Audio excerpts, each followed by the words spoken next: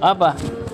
Apa dalilnya bahwasanya kata zalim di situ alladzina amanu wa lam yalbisu imanahum bizulmin. Bizulmin adalah bisyirkin kata Rasulullah SAW. Terus ada apa lagi ayat lain yang menunjukkan mana zalim itu adalah syirik biasanya.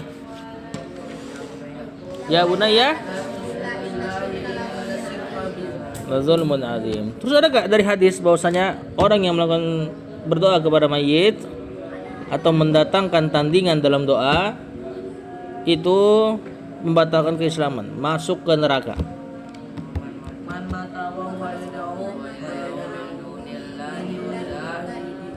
dan dakhalan nar. Apa artinya? Siapa yang mati lagi berdoa kepada Lagi berdoa. Siapa yang mati dalam keadaan berdoa kepada Allah maka dia telah masuk neraka sebagai tandingan, maka dia masuk neraka. Kemudian, apakah syirik masih ada di kaum muslimin? Kita bahas syirik baik dari tadi nih. masih ada. Masih ada. Dia Apa dalilnya?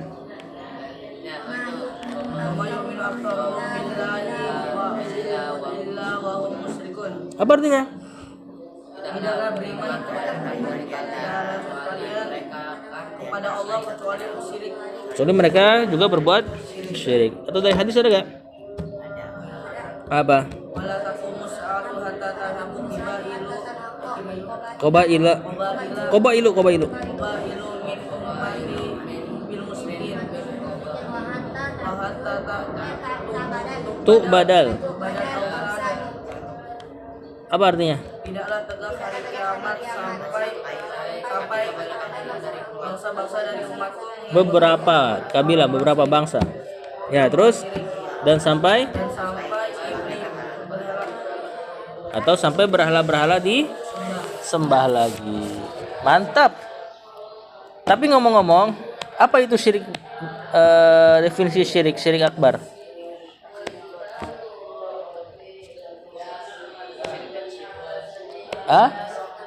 Syirik akbar apa definisinya? Ini yang kemarin ini.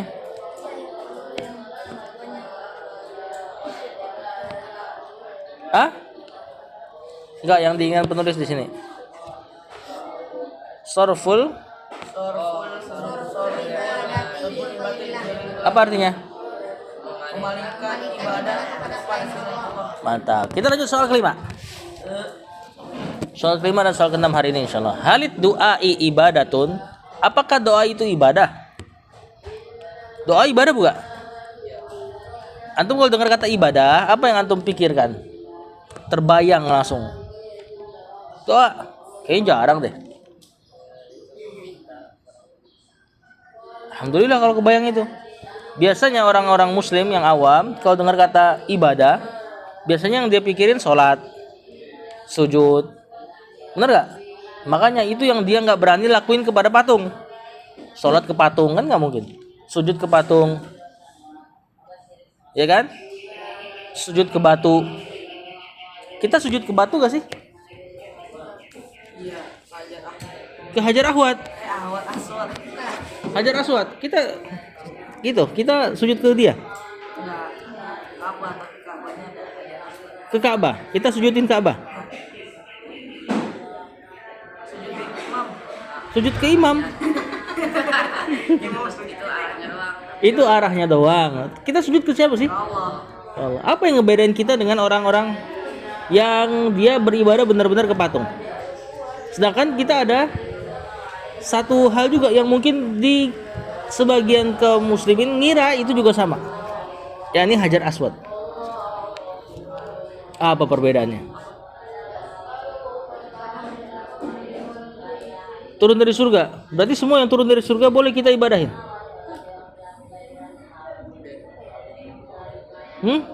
Boleh kita ibadahin Hajar Aswad dengan alasan dia turun dari surga. Karena itu buat tertentu.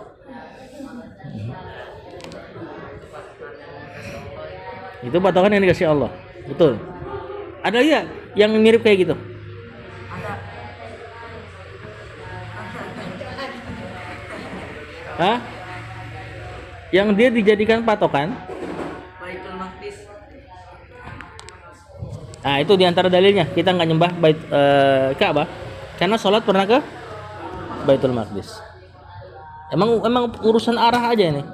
Kalau memang dia berhala dari awal harusnya. Ya enggak? Sebagaimana malaikat pernah sujud ke siapa? Adam. Sebagian pendapat mengatakan itu kiblatnya dalam tanda kutip. Yang mereka sujudin siapa? Perintah siapa? Allah. Juga Hajar Aswad dan Ka'bahnya bukan berhala dari sisi kaum muslimin, enggak memperlakukan dia sebagaimana orang-orang musyrik memperlakukan berhala. Misal ada orang memperlakukan berhala, dia punya berhala batu atau rumah atau kuburan yang sudah dibangun jadi rumah, dia berani injek gak? Enggak, biasanya dihormatin kan. Siapa yang pernah injek Ka'bah? Sehari 5 kali. Ada. Zaman Rasulullah SAW sehari 5 kali ada yang naik ke Ka'bah, diinjek-injek. Hah? Sehari 5 kali ganti kain, mahal bener. Coba masa antum nggak sehari 5 kali? Azan, muadzin. Ya, orang yang azan dia akan naik ke atas Ka'bah. Nah, itulah nanti yang jadi dalil mic. Paham nggak? Untuk terdengar suaranya. Makanya kalau iqomah dia nggak di atas Ka'bah. Dalam. Nah, itulah makanya nanti dalil iqomah harusnya nggak pakai mic. Nggak pakai mic. Terus juga Umar bin Khattab diriwayatkan pernah mencium Hajar Aswad sambil gerendengan. Tahu gerendengan nggak? Ya, dia ngoceh lah, dia teriak supaya kaum muslimin di sekitar itu dengar. Dia cium Hajar Aswad, dia mengatakan, aku tahu kau ini cuma batu, katanya. Kalaulah aku tidak melihat Rasul menciummu, aku nggak akan sudi menciummu. Paham? Itu buat ngajarin orang sekitar itu cuma batu. Kita yang punya kesempatan mencium itu hanya sekedar ittiba ke Rasul SAW. Nggak ada pengagungan di situ. Kita nggak mengagungkan media-media untuk dijadikan perantara ibadah. Baik Hajar Aswad, baik Ka'bah, ya, yang ada hanya itu dijadikan arah untuk persatuan kaum muslimin. Maka kita nggak memberhalai dia. Paham? Karena ini nanti jadi hal yang biasanya orang-orang non-Islam suka nyerang Islam dari sisi itu. Kalian nih nggak mau berhala, sedangkan kalian juga nyembah batu, katanya gitu. Ya, ini Ka'bah. Nah, ini tentu kekeliruan tadi dengan beberapa jawaban yang sudah ana katakan ke antum. Nah, kenapa tiba-tiba ke situ? Tadi masalah ibadah ya. Nah, terus apakah ibadah itu hanya terbatas pada sholat, sujud dan sebagainya?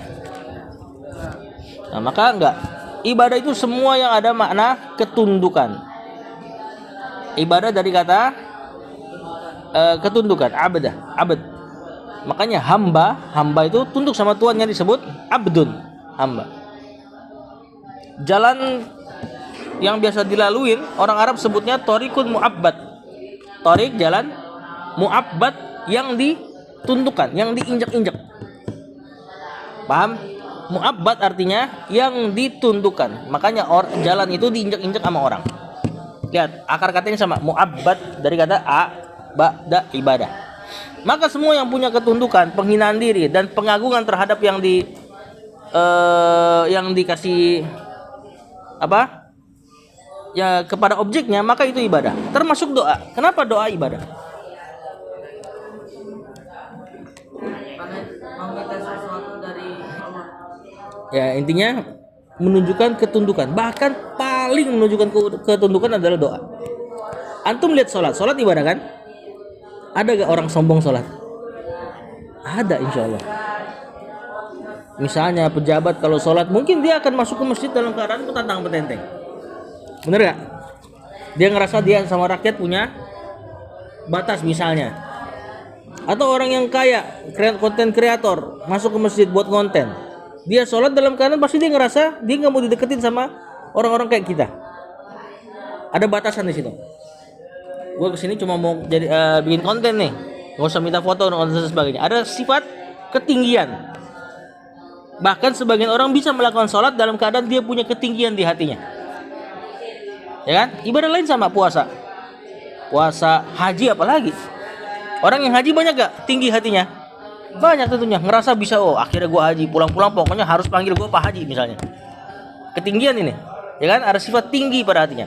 Kalau orang yang doa, namanya doa. Doa itu ngapain? Minta. Ya kan? Minta sama apa? Minta sama Allah. Seseorang yang minta, insya Allah nggak bakal timbul ketinggian di hatinya. Misalnya, ya Allah aku minta kepada kamu mobil, tapi kalau nggak kasih ya udahlah. Nggak ada kayak gitu orang. Dia mesti merendahkan dirinya. Ya Allah, aku butuh ini dan sebagainya. Biar sekaya apapun. Nah, makanya doa ini adalah intisari ibadah. Di sini nggak didatangkan hadisnya, tapi kata Rasulullah SAW, ad-doa bukhul ibadah. Ada hadis seperti itu. Doa itu intisari ibadah. Makanya kalau dipalingkan kepada selain Allah, ini syiriknya langsung syirik besar. Karena antum benar-benar ngasih ketundukan saat doa. Orang kalau lagi sujud, misalnya sujud, dalam keadaan dipaksa sujud kepada berhala. Kalau enggak mati, boleh gak kita sujud? Hah? Sebagian sahabat bahkan pernah melakukan itu, dipaksa melakukan bukan sujud tapi mengungkapkan kalimat-kalimat yang buruk, mencela Allah. Tapi karena ancamannya pembunuhan, dia lakukan itu.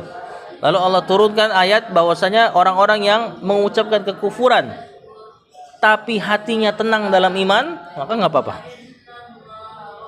Tapi kalau doa, kayaknya insya Allah nggak ada yang pura-pura doa untuk misalnya ibadah, untuk mencari keamanan dan sebagainya. Karena doa di sini ada ketundukan yang benar-benar rendah dari pelakunya. Beda dengan ibadah-ibadah yang lain. Makanya kata penulis, halid du'a'u ibadatun, apakah doa ibadah? Naam, ad-du'a ibadatun. Ya, doa ibadah. Qala qala ta'ala, perhatikan ayat ini. Wa qala rabbukum, berkata Rabb kalian, ud'uni, doalah kepadaku, astajib lakum, aku akan respon doa kalian. Respon doa bisa dikabulkan, bisa dihindari musibah, bisa diganti dengan pahala. 3 respon doa. Jadi enggak selalu antum doa langsung pluk. Doa mobil pluk, doa nikah pluk, enggak ada kayak gitu. Ya, itu respon pertama. Kalau kayak gitu alhamdulillah syukur. Respon kedua antum enggak dikasih itu. Antum doa ya Allah minta mobil Lamborghini misalnya. Tapi antum enggak dikasih itu. Tapi ada musibah yang Allah palingkan dari antum. Dan ini kita enggak tahu nih. Cuma taunya kita kok tiap hari enak aja ya. Peristiwa-peristiwa jalan tanpa musibah. Nah, itu bisa jadi tuh di antara doa-doa kita. Allah palingkan musibah yang kalau kena seharga Lamborghini. Paham nggak? Kalau kena seharga Lamborghini tuh, antum ngurusin itu musibah, entar kecelakaan dan sebagainya. Cuman kita nggak tahu. Ini respon kedua. Respon ketiga, ada orang doa misalnya, doanya nggak dikabulin, musibahnya banyak. Ah, ini nanti dia di hari kiamat akan tahu-tahu ngeliat pahala yang banyak. Nanti dia tanya sama Allah, ini apa nih ya Allah? Amalan apa? Aku kayaknya nggak gini-gini amat katanya. Sholat biasa aja, sholat cuman yang wajib, sunnah dikit-dikit, puasa juga cuman Ramadan dan Senin Kamis misalnya. Maka Allah katakan kepada dia, itu doa-doa yang dulu belum dikabulkan, jadi pahala semua. Lihat, doa nggak ada ruginya. Makanya jangan sampai seseorang misalnya doa dia nggak ngeliat, dia ekspektasinya terkabulkan, tapi dia nggak lihat itu, terus dia berhenti doa. Jangan-jangan itu gara-gara doa itu banyak dia terhindar dari musibah atau nanti tersimpan pahala. Makanya antum kalau doa jangan merasa kayaknya nggak dikabulin nih, ganti doa, jangan kayak gitu. Doa aja terus. Kalau mau ada doa yang lain ya tinggal tambahin. Yang dulu-dulu yang antum tetap inginkan belum terkabul, terus ucapkan. Bisa jadi itu penghindar musibah tadi yang kedua. Perhatikan ya doa ini, ayat ini. Wa qala rabbukum, Allah berkata, ud'uni, doalah kepadaku, astajib lakum, aku akan respon. Innal ladzina yastakbiru, sungguh orang-orang yang yastakbirun, sombong, an ibadati, dari beribadah kepadaku. Tadi di atas ngomongin doa, di bawah tiba-tiba Allah ganti doa dengan ibadah. Paham nggak? Allah nggak katakan innal ladzina yastakbiruna an du'ai. Allah enggak ngomong gitu. Sesungguhnya orang yang sombong dari berdoa kepadaku, sayadkhuluna jahannam dakhirin. Dia akan masuk surga dia akan masuk neraka dalam keadaan hina. Lihat, Allah palingkan dari kata doa. Oi, doa kepadaku, aku akan respon. Karena orang yang sombong dari ibadah kepadaku, tiba-tiba ibadah. Paham enggak? Berarti doa adalah ibadah. sombong, besar diri. Nah, ini ayat jelas banget yang mengisyaratkan doa itu ibadah. Karena kalau kita lihat konteksnya kan harusnya kan orang ngomong gitu, "Woi, sini minta sama aku." Orang yang nggak minta sama aku akan dihukum, misalnya gitu kan. Ini enggak, Allah katakan, "Woi, sini mintalah hanya kepadaku. Sungguh orang-orang yang sombong dari beribadah kepadaku." Tiba-tiba belok ke makna ibadah. Nah, ini isyarat bahwasanya doa termasuk ibadah. Astajib lakum aku respon. Lakum untuk kalian. Nah, di sini perhatikan, Allah nyuruh kita berdoa langsung, nggak perlu pakai perantara orang mati dan sebagainya. Terus Allah bilang yang nggak mau beribadah kepada Dia, maksudnya adalah berdoa kepada Dia, sombong dan diancam neraka. Ini satu-satunya zat yang minta. Kalau antum nggak minta, dia marah. Beda dengan orang. Orang antum minta sekali, kasih. 2 kali ngasih, 3 kali udah marah dia. Kalau perlu blokir chat-nya, WA-nya. Kalau Allah, antum nggak minta, dia malah marah. Marah dalam tanda kutip ya, maksudnya nggak ridho gitu. Makanya Allah katakan tadi, sungguh orang-orang yang sombong dari beribadah kepadaku. Apa makna ibadah sini? Doa. Orang yang sombong dari minta sama aku, kata Allah, sayadkhuluna jahannam. Dia akan masuk ke neraka jahanam, dakhirin dalam keadaan hina. Makanya jangan pelit-pelit untuk minta sama Allah. Bukan jangan pelit, jangan cukup diri untuk minta sama Allah. Kita disuruh tamak dalam berdoa. Minta apa aja yang lebih, yang mungkin antum kepikiran gak masuk akal, minta.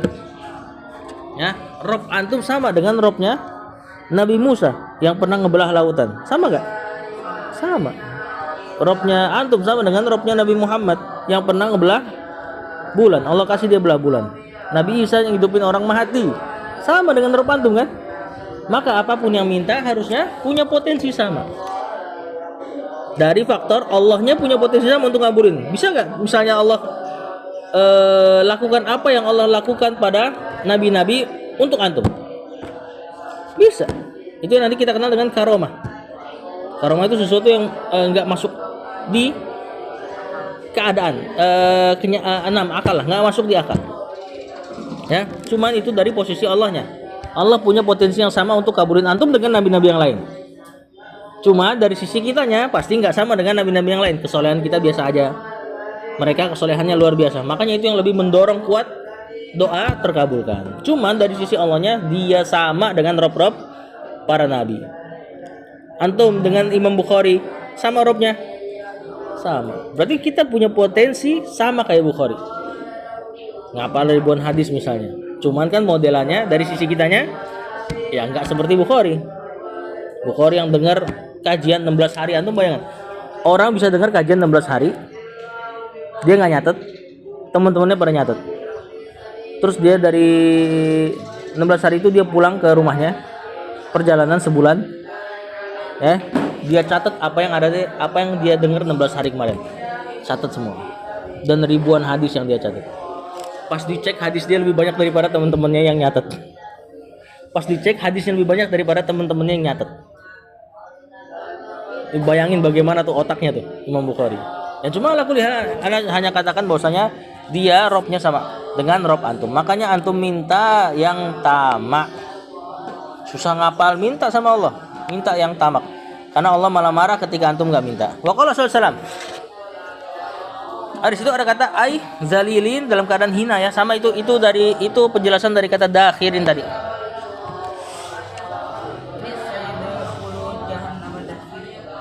Iya.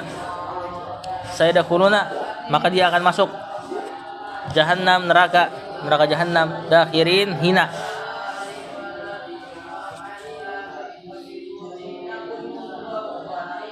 Wa qala sallallahu dan Nabi sallallahu berkata. Ini gampang hadisnya udah. Ad-du'a'u huwal ibadatu. Doa itu ibadah. Lanjut yang bawah ya. Yang keenam, hal yasma'ul amwatud du'a. Apakah orang mati dengar doa? Maksudnya ketika antum minta sama dia, Pak minta restu Pak, fulan mau kuliah misalnya. Apakah dia dengar antum? Gitu pertanyaan. Kata penulis, la yasma'una, tidak bisa mendengar. Qala Allah Ta'ala, lihat Allah Ta'ala berfirman, innaka la tusmi'ul mauta. Sungguh engkau nggak bisa memperdengarkan orang yang sudah mati. Ini Allah yang katakan, kamu nggak bisa memperdengarkan orang yang udah mati. Mauta itu mayat. Ya.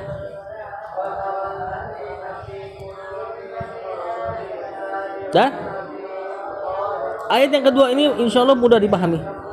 Wa ma anta, tidaklah engkau bimusmi'in, memperdengarkan, man fil kubur, orang-orang yang dalam kubur.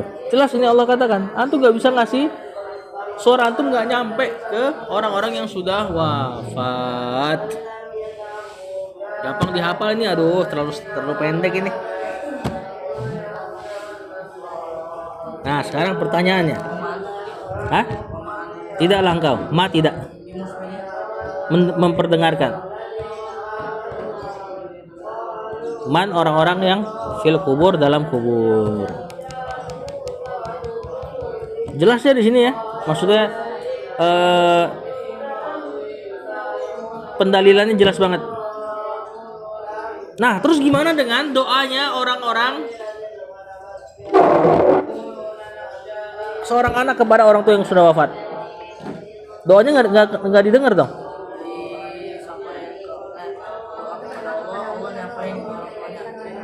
Bahkan Allah nggak harus nyampein ke orang yang mati. Kita kan doa, ya Allah ampuni orang tuaku misalnya. Ya udah Allah tinggal kurangin dosanya. Jadi efeknya tuh bukan suaranya kedengeran. Kalau misalnya Allah sampaikan ini, Sebaiknya jangan. Nah, sebaiknya jangan. Khawatir nanti hati antum lemah. Apa-apa nanti antum curhat ke ibu antum. Kalau anda bilang iya nih misalnya nih, khawatir nanti antum begitu. Dikit-dikit kalau ada kesedihan, ya Allah sampaikanlah kepada orang tuaku. Jadi cemen nanti. Kita suruh curhat ke siapa? Ke Allah. Minta solusi kepada Allah. Allah mudahkan. Nggak usah ke orang-orang, nggak usah ke orang tua. Orang tua tuh butuh doa. Kalau soleh dia lagi dapat nikmat kubur, nggak usah diganggu. Nggak usah antum ganggu. Anaknya pengen curhat nih misalnya kan. Kalau dia toleh lagi disiksa, udah misalnya ya. Kalau udah toleh lagi disiksa, antum ganggu makin nyiksa antum. seandainya bisa dengar. Maka dia butuhnya tuh doa. Kalau dia orang yang soleh, antum doa, Allah kasih nikmat kubur tambahan dan siapkan pahala. Kalau dia toleh, Allah ringankan. Kan itu yang diinginkan. Terus juga berarti kalau doa kita kepada orang tua itu tetap berdoanya, dialognya, hitopnya kepada Allah. Allah tinggal kabulkan. Allah nggak ada kewajiban untuk memperdengarkan suara antum ke mereka. Kemudian, bukankah orang-orang di kubur mendengarkan langkah kaki orang-orang yang meninggalkan dia pas pertama di kubur? Dan dengar nggak? Kalau langkah kakinya udah habis, baru datang mungkar nakir. Dengar gak dia? Dengar. Kita katakan dengar. Pada hadis itu berarti kita tetapkan sesuai yang datang pada hadis. Berarti pada saat itu ya mereka dengar suara terompah ya, sendal. Sebagaimana Rasulullah SAW katakan, mereka mendengar suara sendal. Kalau sudah hilang suara sendal tersebut, maka datang mungkar dan nakir. Kita tetapkan iya dia dengar suara sendal. Udah, tapi sebatas itu. Nggak usah melebar kemana-mana. Oh jangan, kalau dia dengar suara sendal berarti dia dengar suara orang ngerokok. Kalau bisa dengar suara orang ngerokok, bisa mendengar suara orang ngobrol. Kalau misalnya dia mendengar suara sendal berarti dia dengar suara minjem korek misalnya. Peziarah kubur minta minjem korek. Nggak usah melebar kemana-mana. Rasulullah SAW katakan sendal, ya udah selesai di situ. Terus suara-suara yang lain enggak? Sebagaimana ayat ini katakan, innaka la tusmi'ul mauta. Engkau enggak bisa memperdengarkan orang mati. Berarti hukum asalnya ini nih. Mayat enggak bisa dengar yang di dunia. Ini hukum asal. Kemudian ada hadis yang mengeluarkan hukum asal tersebut sedikit. Yang didengar diantaranya sendal. Terus orang tua tahu kehadiran anaknya yang berziarah. Ada hadis seperti itu. Ya udah kita tetapkan.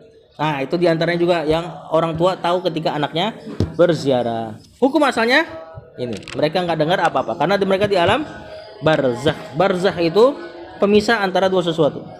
Yang namanya terpisah tertutup. Nah, maka dia nggak dengar apapun kecuali yang dikecualikan beberapa hadis. Nggak usah yang dikecualikan tuh ngelebar kemana-mana. Ya, paham? Jelas di sini pendalilannya. Innaka la tusmi'ul mauta, engkau enggak akan bisa mendengarkan orang yang sudah wafat. Wa ma anta bimusmi'in man fil kubur, dan engkau tidak bisa memperdengarkan orang-orang yang di dalam kubur. Makanya Rasulullah SAW salawat umatnya itu disampaikan. Kalau salawat umatnya Rasulullah SAW memang disampaikan. Jadi salawat itu kan, ya Allah, aku memohon rahmat tambahan untuk Rasulku, itu ucapannya Allahumma sholli ala Muhammad. Artinya gitu, kurang lebih. Maka Allah sampaikan, ada malaikat yang menyampaikan ucapan-ucapan ini dari umatnya Rasulullah SAW kepada beliau. Kalau ini ya, tapi bukan antum, suara antum kedengaran, bukan, disampaikan. Ya, bukan juga dia berarti bisa dengar suara orang-orang yang masih hidup. Buktinya Rasulullah SAW nanti akan ada di hari kiamat. Rasulullah SAW punya apa? Telaga kan? Telaga yang nanti umatnya minum dari situ. Kalau minum dari situ, gak akan pernah haus lagi. Tiba-tiba ada segolongan umatnya pas mau minum telaganya Rasulullah SAW diusir. Tahu-tahu dia geser ke kiri. Rasul nanya, ya Allah, umatku itu umatku, katanya. Kata Rasulullah SAW. Apa kata Allah? Engkau tidak tahu apa yang ia perbuat dari perkara baru, berbuat bid'ah maksudnya, setelah engkau wafat. Kata Allah begitu. Berarti Rasul tahu gak keadaan setelah wafat di dunia ini? Enggak. Buktinya dia kira itu umatnya. Akhirnya tatkala ngomong kayak gitu, ya udah. Tatkala Allah katakan seperti itu ke Rasul SAW, Rasul biarkan mereka terpisahkan. Nah, itu ahlul bid'ah, orang yang melakukan hal-hal yang baru dalam agama, nanti mereka punya potensi untuk itu. Enggak minum telaga Rasul SAW. Berarti dalam keadaan apa? Haus. Nah, intinya Rasul SAW pun tidak bisa mendengar yang ada di dunia. Silahkan antum hafalkan. Sallallahu ala nabiyina Muhammad wa ala alihi wa sahbihi wasallam. Ada yang ini enggak? Ada yang tertinggal mungkin?